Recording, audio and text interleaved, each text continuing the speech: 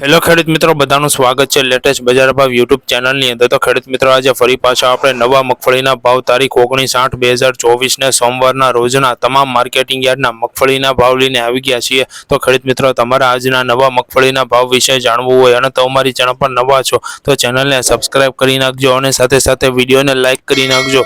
તો ચાલો ખેડૂત મિત્રો, આજના ભાવ વિશે આપણે જાણી લઈએ। તો ખેડૂત મિત્રો, જામનગરમાં 1000 થી 1120 ની વચ્ચે થયા છે। ગોંડલમાં 900 થી 1170 ની વચ્ચે થયા છે। હળવદમાં 1000 થી 1100 ની વચ્ચે થયા છે।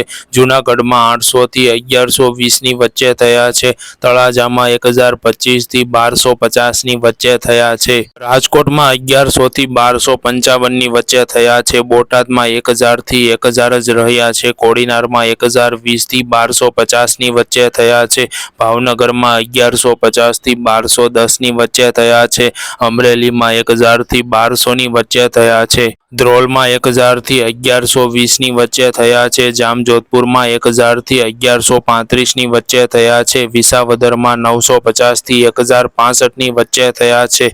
જામખંભાળિયામાં 900 થી 1160 ની વચ્ચે થયા છે।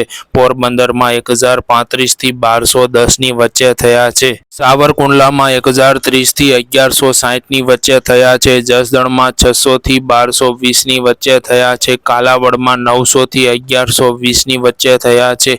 જેતપુરમાં 600 થી 1170 ની વચ્ચે થયા છે। વેરાવળમાં 1000 થી 1200 ની વચ્ચે થયા છે।